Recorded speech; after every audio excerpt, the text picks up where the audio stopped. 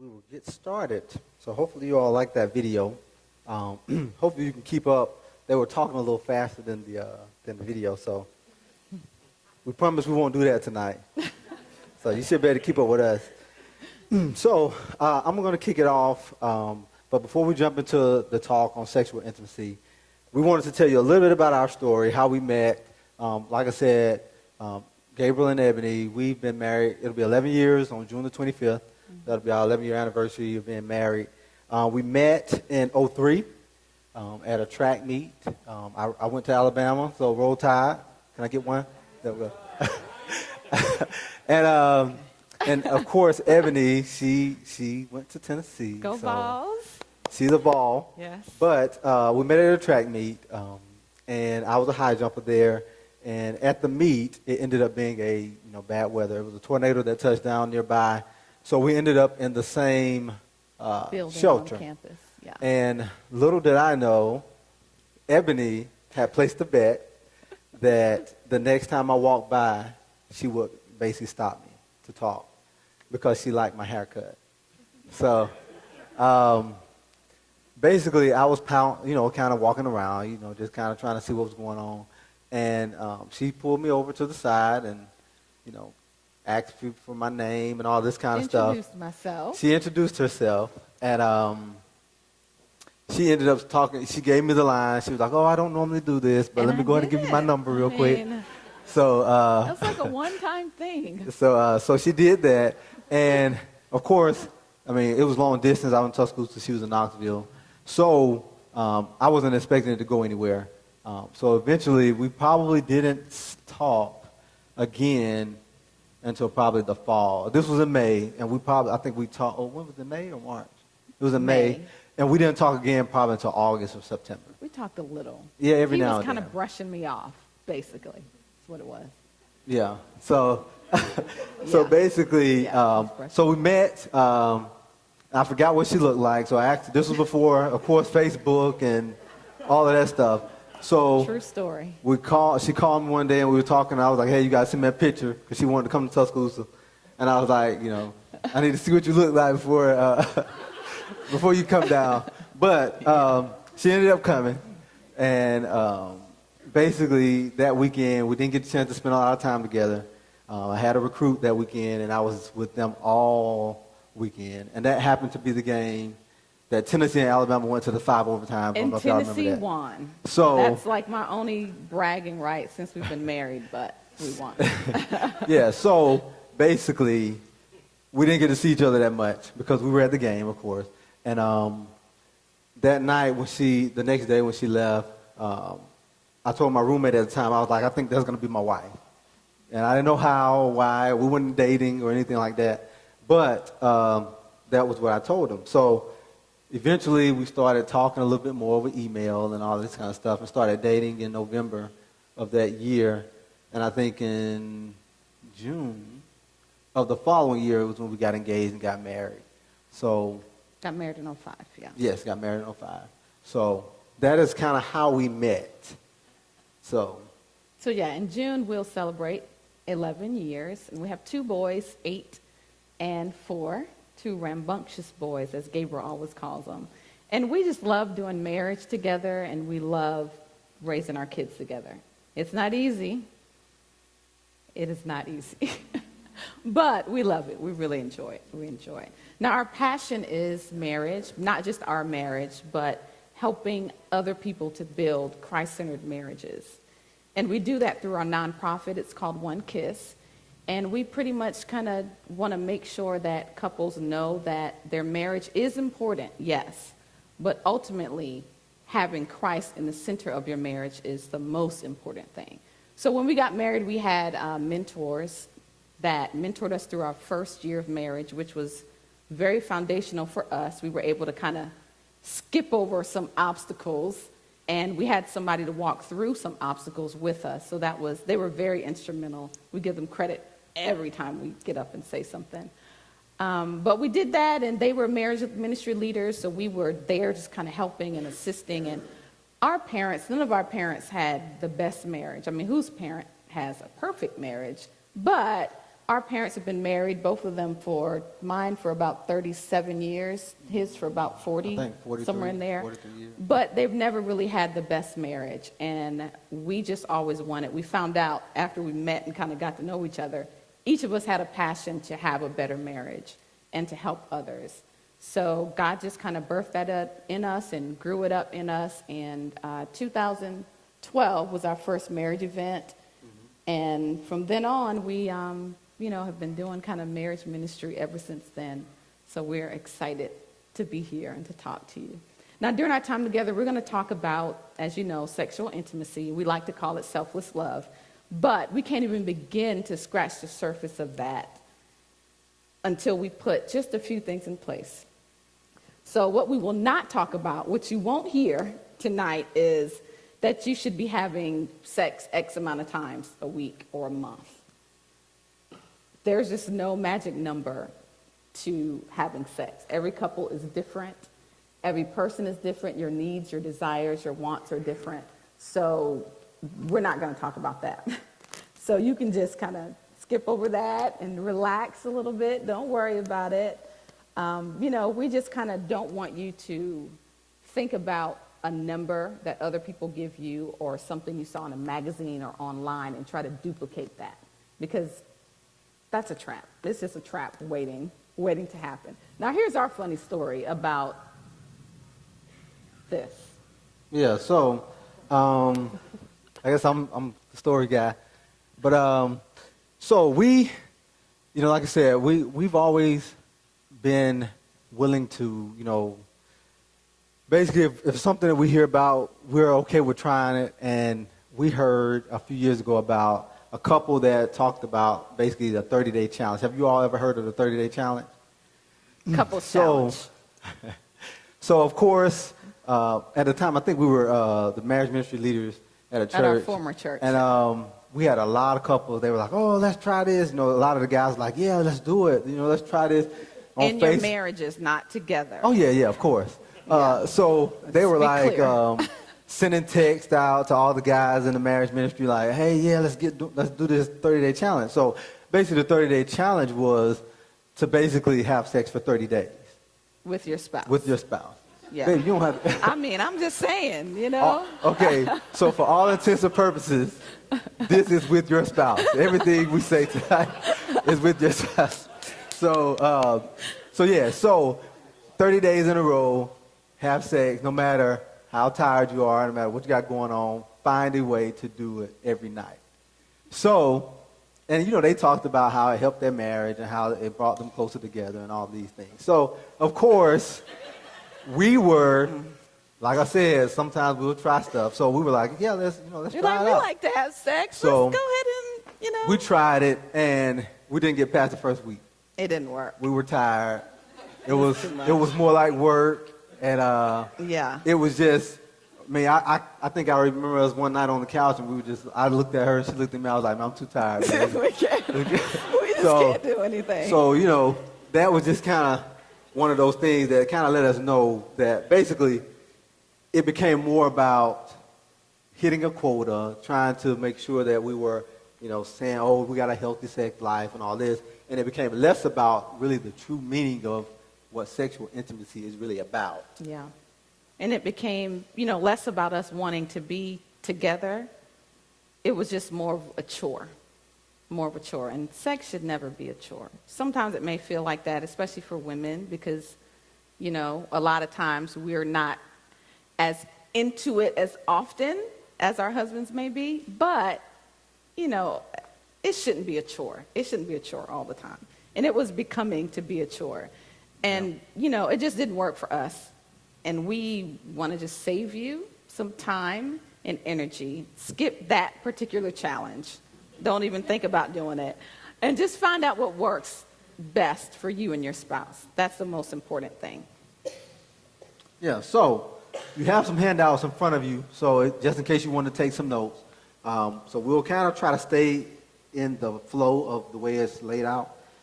But just in case you want to jot down some notes, you'll have something about where we're going and what we're going to be talking about.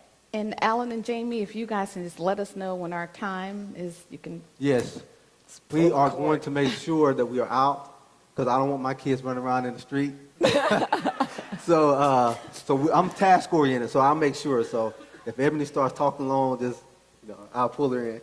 So a couple of things we want you to think about as we get ready to talk about intimacy, and that is a couple of questions, rhetorical questions.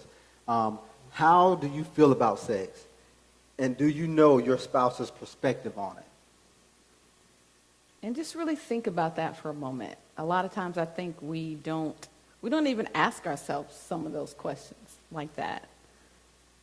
And is sexual intimacy important in your marriage? Do you make it one of your priorities? And then, when was the last time you talked about sex with your spouse? Is there room for growth in this area of your marriage? And if you guys are like us, there's always room for growth. Room for more communication, room for more understanding, room to be more patient in that area, to be more selfless in that area. So just make sure you kind of keep those things, those questions in the forefront of your mind as we progress through our time together. It's just our prayer and our goal that all of us will leave here with a fresh understanding of sexual intimacy in marriage and be able to move forward and have even a newfound hope for our marriages and for our new marriages that are going to be coming up here pretty soon. So are you uncomfortable yet? Not yet? Okay, we're getting started.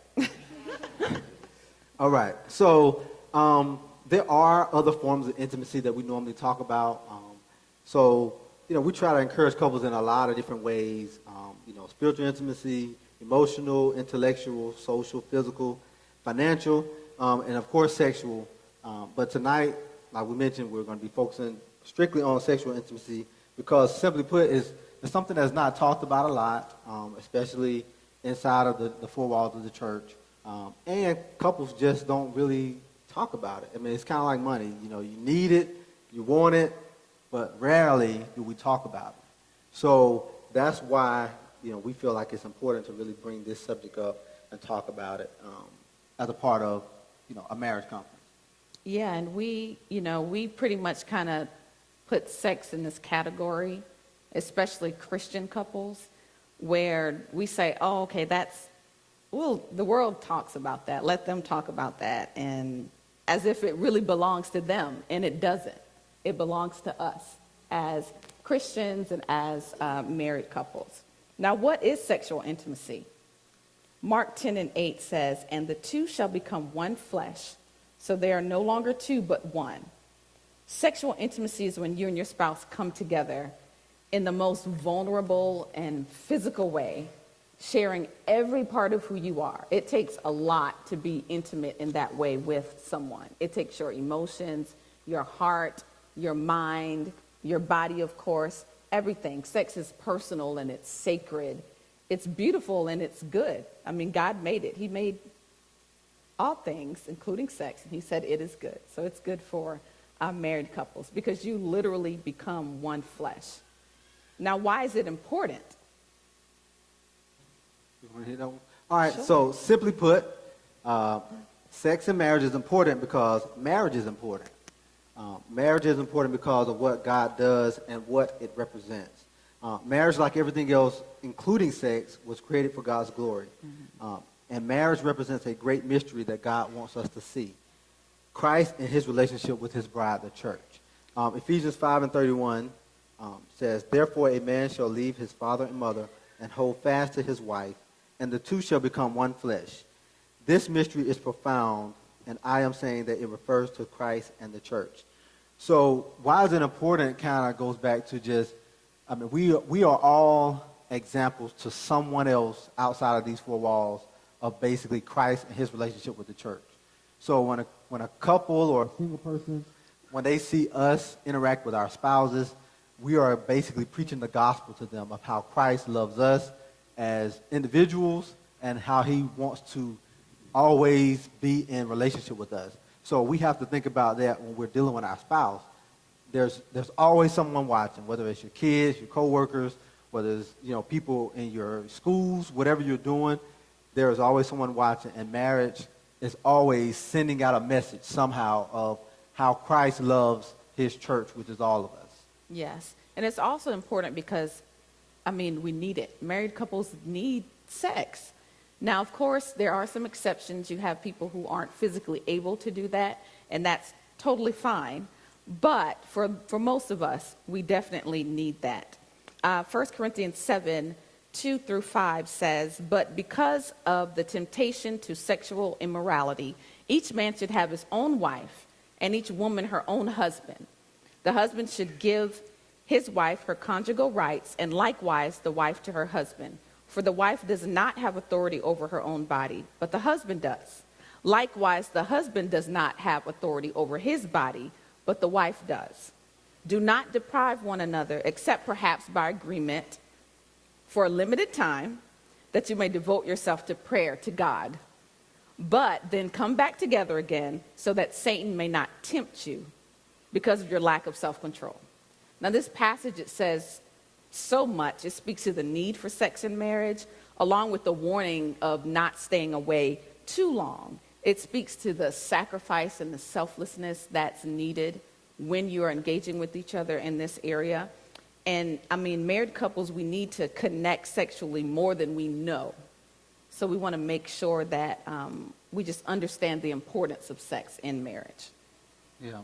And kind of go on just to piggyback off of that. One example of that I always, when we were talking about this, I came up with was just, just the whole pillow talk aspect of it. Yeah. I know a lot of times if life is really busy and things are going on and we don't get a chance to connect like we should, sometimes, just being able to, have sexual intimacy, it opens us up to be able to talk and to kind of slow life down a little bit and to be able to really get back to connecting.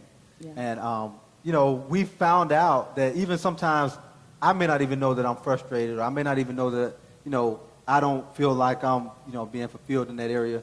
But then Ebony will pick up on it and say something like, "Are you sexually frustrated right now?" Yeah. And then all of a sudden, you can tell. I'm sure we just get into, we get into that. So it kind of gives us just that opportunity to really, have that sexual intimacy and then spend a little bit of time slowing life down, making sure that we're not just rushing, because you got kids, you got work, you got other things you're trying to do, and it just really helps to make things slow. So moving on to some myths. So let's talk about some myths of sexual intimacy that I'm sure most of us have heard.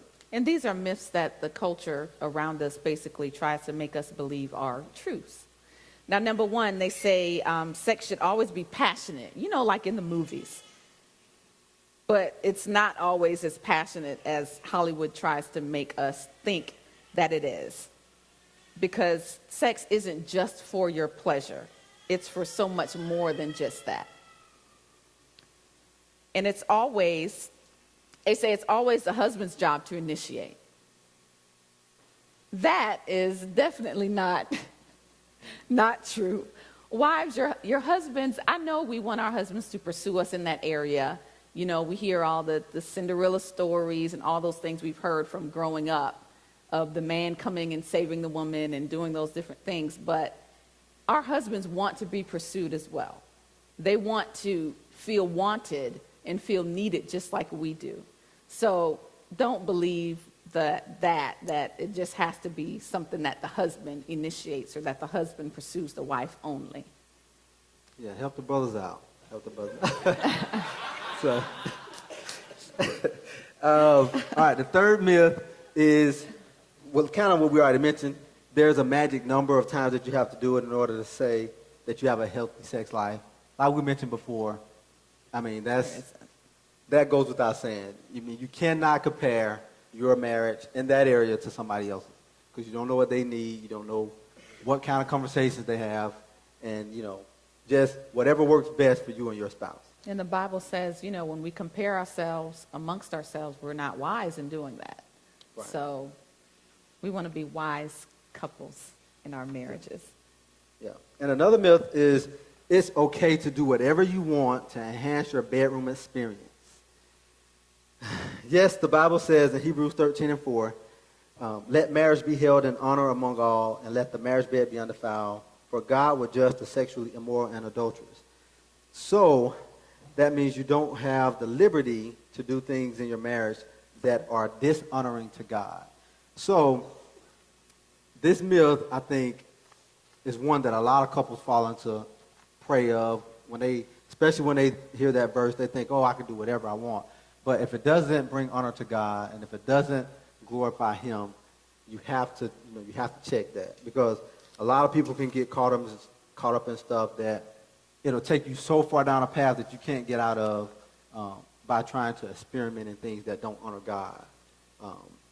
So that's something that I know a lot of couples who have struggled with stuff like that, whether it's pornography or whether it's I know a lot of people was last year talking about the whole 50 Shades of Grey, those types of experiences. That stuff doesn't honor God, and that kind of stuff will get you into some issues sexually when you're talking about trying to build sexual intimacy the way Christ designed it. Exactly. And the last myth is sex is no fun with the same person over and over again. Who wants to get married? But truth be told, sex is more exciting and more meaningful with that one person, your husband or your wife, the person that God gave you to have an opportunity to bear all of yourself with them, emotionally, physically, in every area. Like Genesis 1:25 says, and the man and his wife were both naked and unashamed. And you want to be that way, not only physically, but in other areas with someone, and that someone should be your spouse. Now that we've busted up a few myths here tonight, let's talk about the purpose of sex in marriage. Because when you don't know the purpose for something, you will either abuse it or you won't use it at all. There's a theologian, his name's John Piper. I love John Piper. Look him up when you guys leave. Great theologian, great teacher. He said marriage exists to make God look good, to magnify Him. And so we believe it's the same way with sex. So let that be the backdrop and the foundation for how you guys view sex in marriage.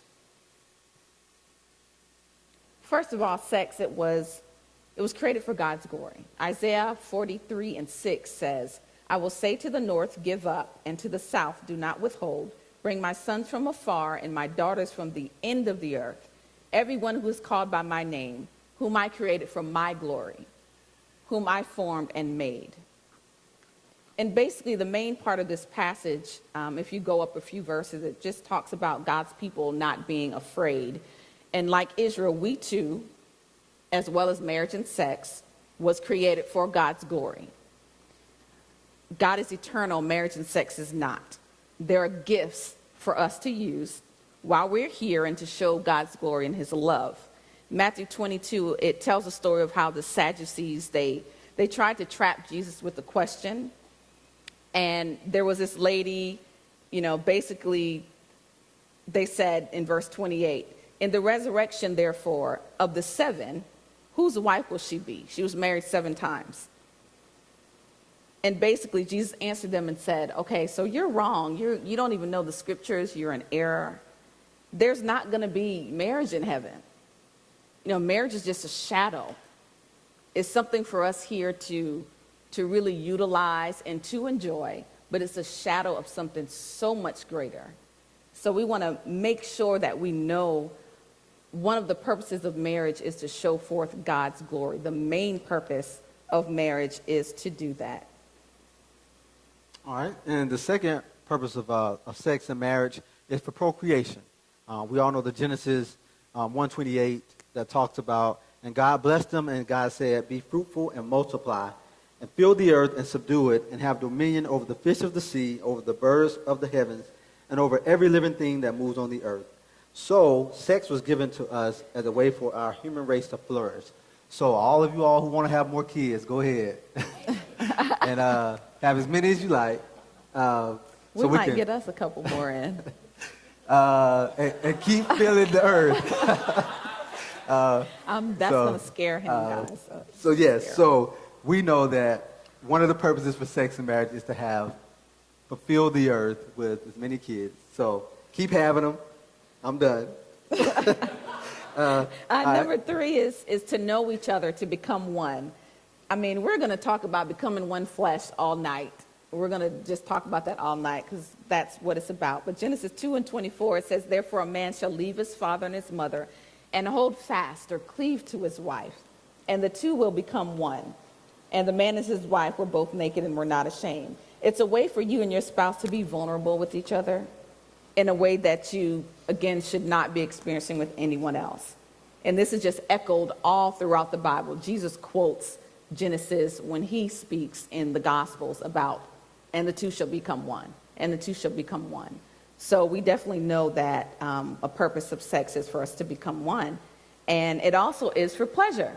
Yes, it's for pleasure. So in Song of Solomon, chapter 4, verse 16, it says... Let's play this part out. Go ahead. Okay, so Song of Solomon is a great book to read if you haven't, by the way. She says in verse 16, awake, north wind, rise up, south wind, blow on my garden and spread its fragrance all around. Come into your garden, my love. Taste its finest fruits. Oh, it's my time. It's your turn. My bad. I said play this out. I don't My understand. Yeah.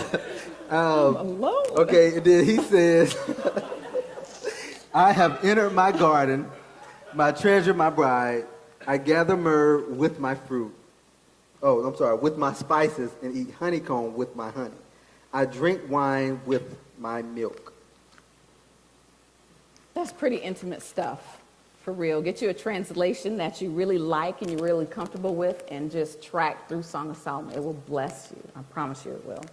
So since we've looked at the purpose of marriage, we can now see why it's so important and why culture tries so hard to distort it and to fight us in that area. And frankly, they're doing a good job at it. We've got to do better. Now, there are two questions we want to really answer. One, if it's so important, why aren't we talking about it? Why aren't we talking about it in our churches and amongst ourselves as Christian couples? And number two, why should we talk about it? Now, in churches and amongst ourselves as couples, I think sometimes it's just uncomfortable to talk about. You know, in churches, you have to think about the demographics, the people that may be in your congregation. There may be younger people. There may be some older people who may be uncomfortable. So, of course, that makes it uncomfortable. And then as couples, sometimes it's uncomfortable because we're just not used to talking about it. We may not have grown up in a home where we could see that our parents really enjoyed just being married.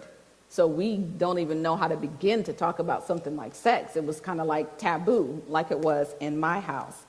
Genesis 3:7 says, then the eyes of both were opened, and they were naked, and they knew they were naked. And they sewed fig leaves together and made themselves loincloths. And they heard the sound of the Lord walking in the garden in the cool of the day.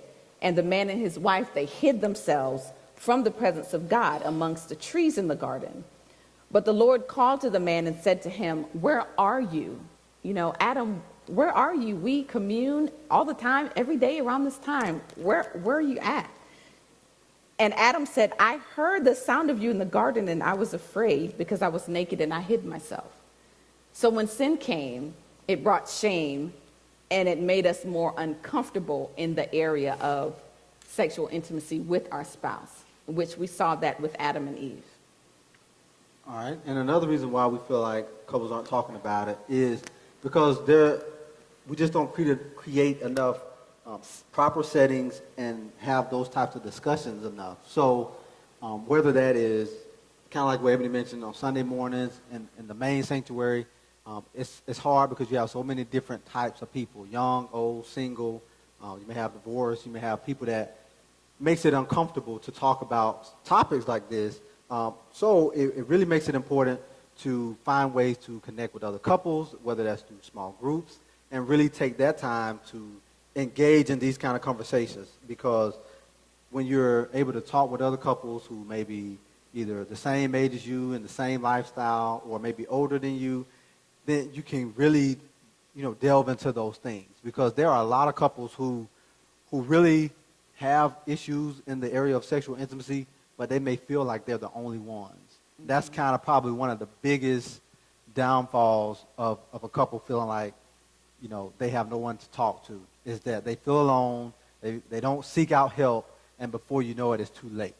So having some type of settings, whether it's conferences, whether it's small groups, whatever it is, something in your home, to be able to kind of invite people in to talk about sexual intimacy in a more deeper way than a surface level. Yeah, and just a sidebar, if there is a problem in that area, if you have a problem in that area, don't be afraid to seek out help.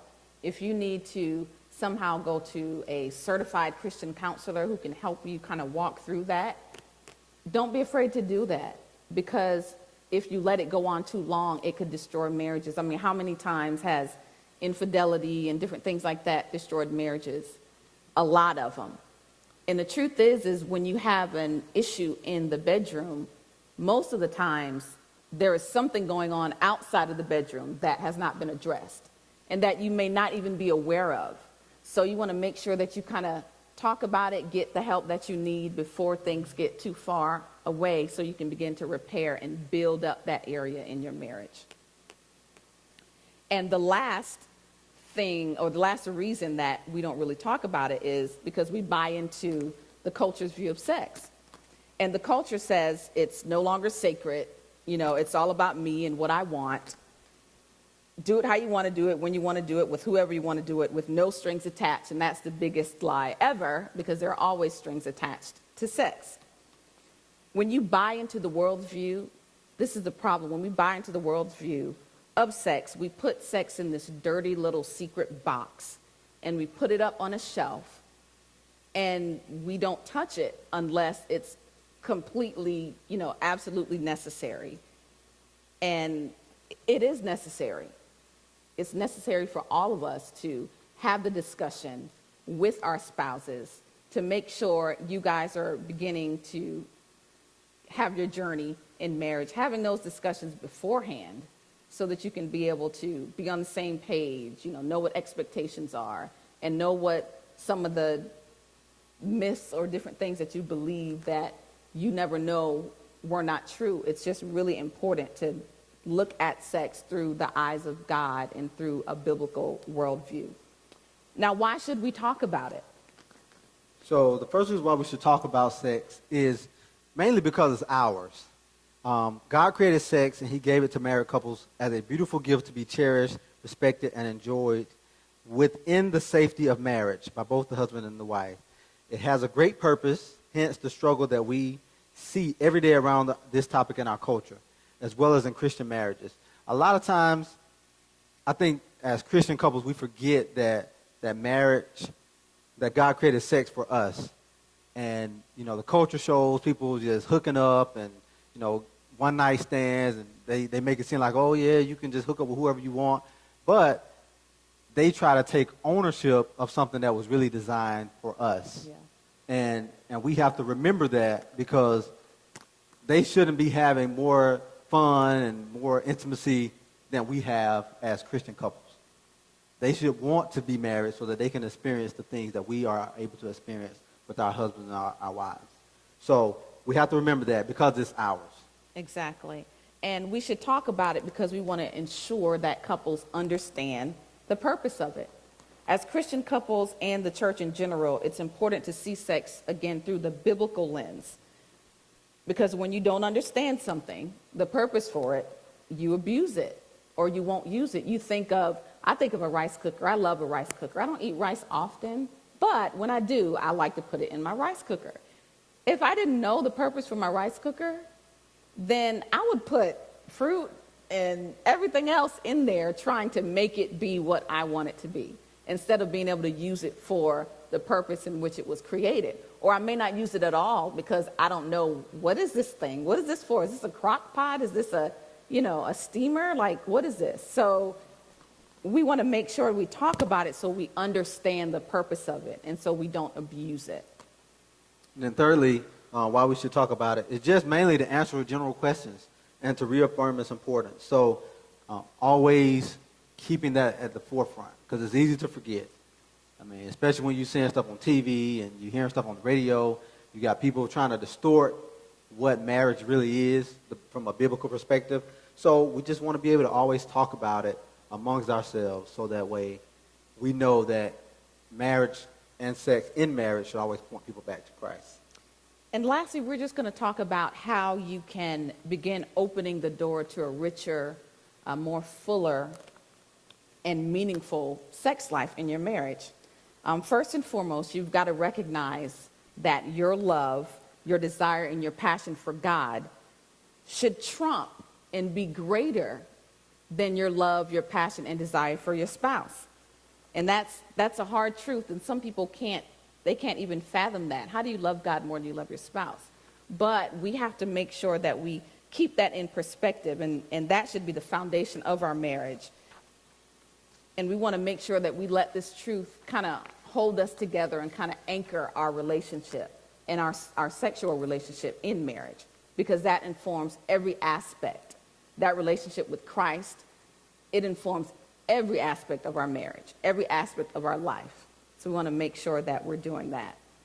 And then secondly, another way to make it more richer is, pray about your desire for your spouse, especially when you find yourself not desiring him or her. It's okay to pray about sexual intimacy in your marriage.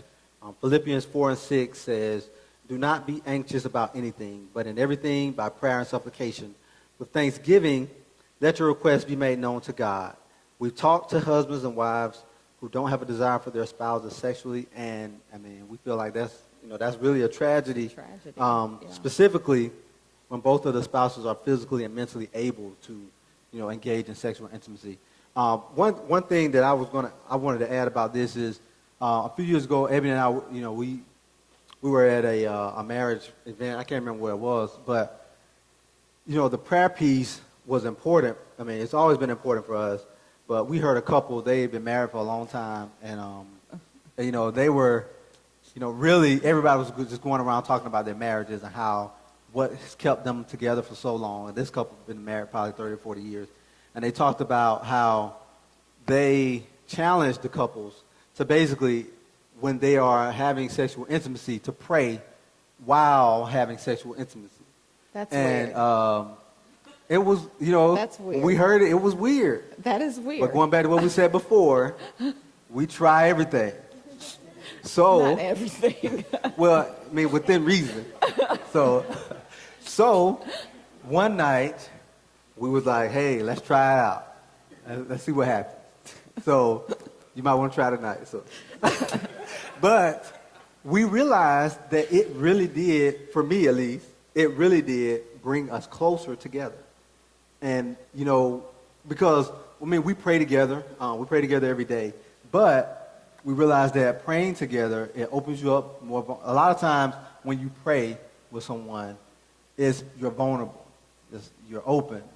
You really talk to God about things you may not even talk to your spouse about most of the times. But it opens you up. So to engage in that along with sexual intimacy at the same time, it just opens you up to another level. And, it's something that, I didn't really know how it was going to turn out, but it really, really does help. So, that's just, I guess, a little tidbit about praying together. Yeah, and if that is a little uncomfortable for you, at least pray for your spouse and pray for your desire, like he said. Just make sure, God, there's something going on. I don't know why I don't desire my spouse right now, why I don't desire my husband right now, but I just know that I don't, but I want to. God, help me with that. Holy Spirit, work in my heart. Start with yourself. Let me know what areas I need to work on so that I can begin to see my spouse as beautiful again, so that I can begin to desire them. There's this pastor, he used to be in Washington. I think he's in Arizona now, but his name's Mark Driscoll, and one thing he said was, you shouldn't have a standard of beauty before you meet your spouse. And I kind of agreed with him. He's like, you look at magazines, you see, guys see these women and how they look, women, we see these men and they're all buff and, all that stuff. Shout out to all the buff men out there. But, he's like, okay, don't look at all these things and say, okay, I need a woman like that. Because what if the woman God has for you is not like that? Then you're expecting her to be something she's totally not. So go ahead and be open to what God has for you in marriage, and let your wife be your standard of beauty. Let your husband be your standard. So we want to make sure that we do that. And then also, thirdly, we want to communicate our needs and our desires, our expectations, misconceptions, all of it regarding sex to our spouse with grace. And as you're communicating, make sure you're listening to them. You know, a wise person is not a person that always talks. And I talk a lot, Gabriel will tell you. But I try to I try to pull back a lot because he's a thinker, he's an internal person. But, make sure you talk and you listen to your spouse, to what they need, to what they want. And don't discredit things when they try to come to you vulnerable and open and say, okay, I'm uncomfortable in this area. Can you be patient with me? Can you just give me a little space to grow in this area? Or when you have your spouse that comes and says, okay, I want us to be able to, do this together, but I just don't know how you feel about it. Make sure you're communicating. Keep those lines of communication open. Proverbs 25:11 says, a word fitly spoken is like apples of gold in a setting of silver. And Colossians 4:6 says, let your speech always be gracious. I love, love, love this verse. Seasoned with salt, so that you may know how you ought to answer each person.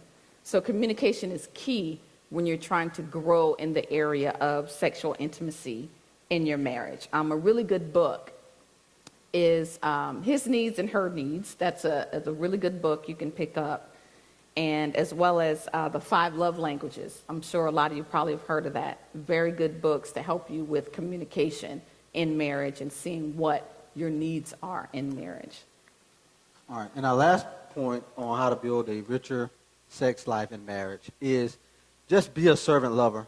And I know this is probably hard for a lot of us guys, but it should not just be about you.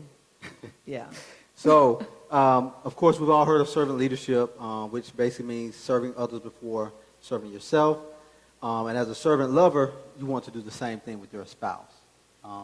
Make sure that, whatever that means, if that's, help clean up the house or help cook or help, change diapers or, put the kids down, whatever that means. It doesn't always have to be something sexual, but whatever that means to help get to that point, it means be a servant. We all know that servant leadership is something that we all should do. So that wraps up our talk about sexual intimacy. What else you have? Now, on our website, it's OneKissForMarriage.org. We have a little tab at the top on the left that says the Intimacy Challenge. It's one of those good challenges. It's not like a, It's not a 30-day challenge. No, it's not a 30-day challenge, and it's not a, see who can get the most points challenge or whatever.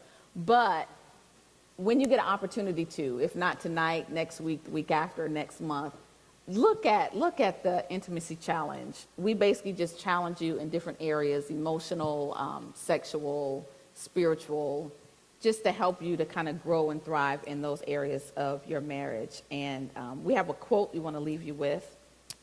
It is from C.S. Lewis. It says, when I have learnt to love God better than my dearest, I shall love my earthly dearest better than I do now. Beautiful, beautiful quote. And there are some resources on the handout that you guys can actually use. And I'm sure it'll definitely bless you and help you in your journey of marriage. Thank you for your time. Hey, thanks, guys. Really appreciate that.